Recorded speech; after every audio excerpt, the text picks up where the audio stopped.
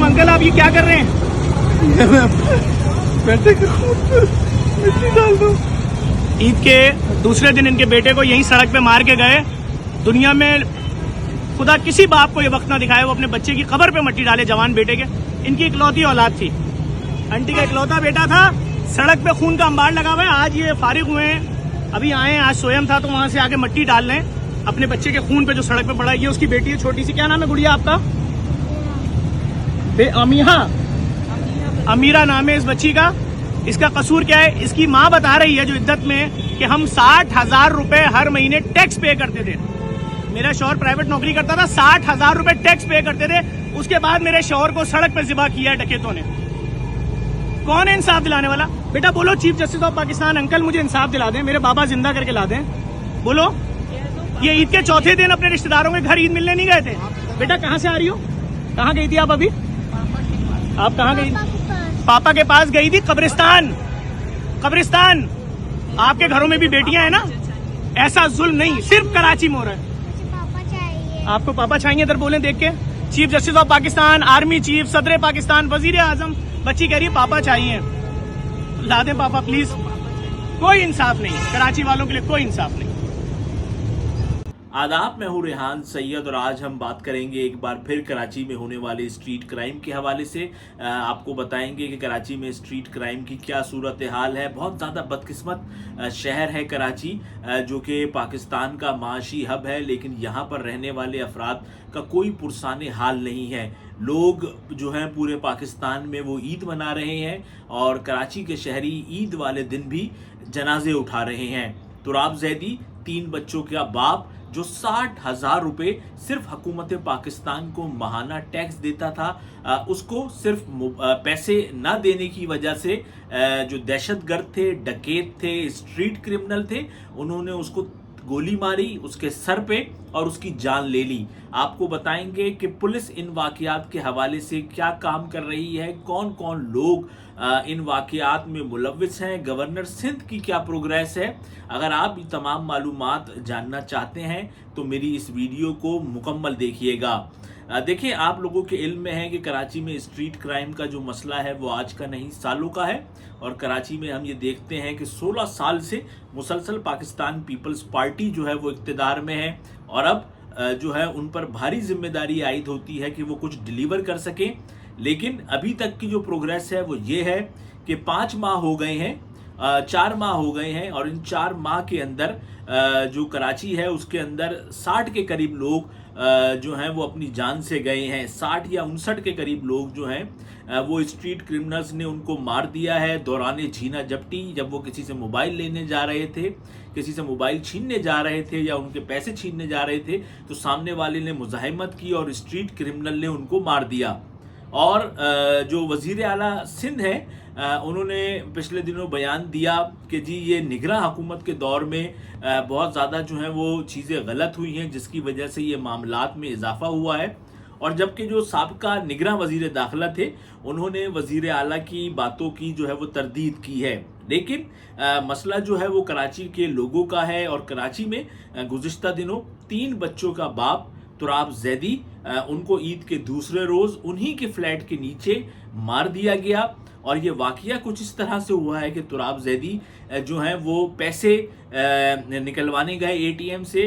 11वें floor पे वो रहते थे, ग्राउंड फ्लोर पे एटीएम था, वो नीचे गए हैं और जैसे ही वो निकले हैं तो वहाँ पर एक बंदे ने तुराब जैदी को जो है वो गोलियां मारी। उसकी सीसीटीवी फुटेज जो है वो मौजूद है। हम ये देखते हैं कि जो लोग बरसरे इक़्तिदार हैं, जो पाकिस्तान के इदारों के सरबराहान हैं, वो लगता ये है कि पत्थर दिल गालिबन जो है वो हो गए हैं। जब भी आए रोज़ कराची में जो है वो लोग मर रहे हैं, बच्चों के बाप मर रहे हैं और कोई पुरसाने हाल नहीं है कराची में रहने वालों का।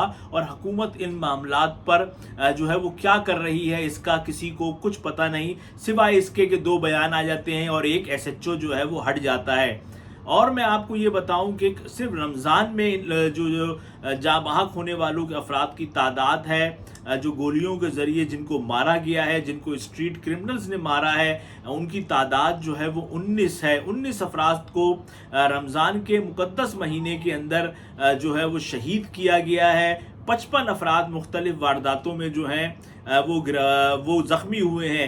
دیکھیں یہ ایک بہت بڑا مسئلہ ہے۔ آپ نے اس بچی کی ویڈیو دیکھی، اس تراب زیدی کے جو والد تھے ان کی ویڈیو دیکھی، تو آپ کا بھی یقیناً جو ہے وہ دل ہل گیا ہوگا کہ کیا بیتی ہوگی اس باپ پر جس نے عید کے دوسرے روز اپنے جوان بیٹے کا جو ہے وہ جنازہ اٹھایا ہے اور اس کے فلیٹ کے نیچے ہی اس کو مارا گیا ہے۔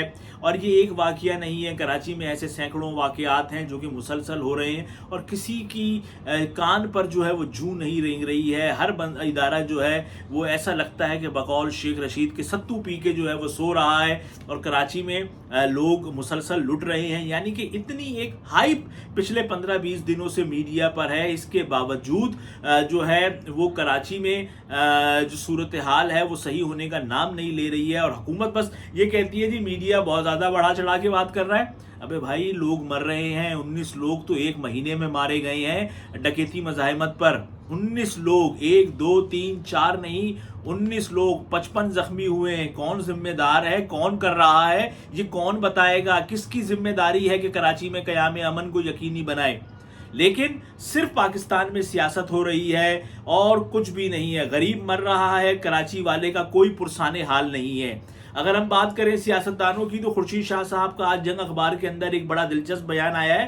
انہوں نے بولا جی اگر پولیس کو بھی جدید اسلحہ مل جائے تو 3 مہینے میں کچے کے ڈاکوؤں کو خاتمہ کر دیں گے۔ ارے تو بھائی کون دے گا کچے کے پولیس کو جدید اسلحہ؟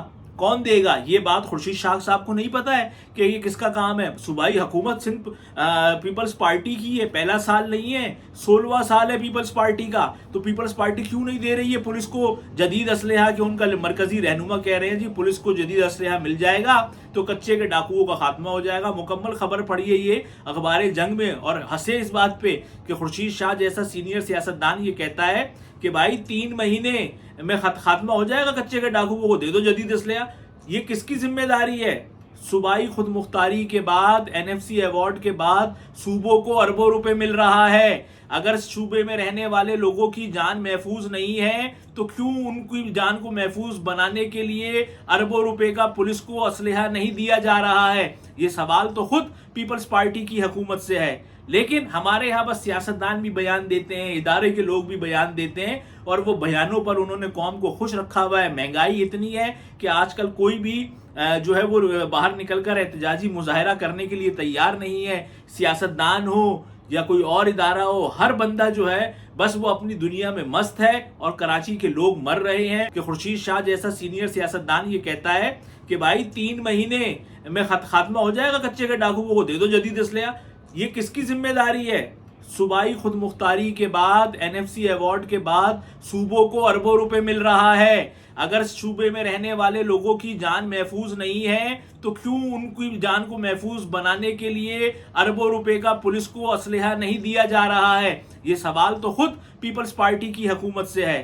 لیکن ہمارے ہاں بس سیاستدان بھی بیان دیتے ہیں، ادارے کے لوگ بھی بیان دیتے ہیں، اور وہ بیانوں پر انہوں نے قوم کو خوش رکھا ہوا ہے۔ مہنگائی اتنی ہے کہ آج کل کوئی بھی جو ہے وہ باہر نکل کر احتجاجی مظاہرہ کرنے کے لیے تیار نہیں ہے۔ سیاستدان ہو یا کوئی اور ادارہ ہو، ہر بندہ جو ہے بس وہ اپنی دنیا میں مست ہے، اور کراچی کے لوگ مر رہے ہیں۔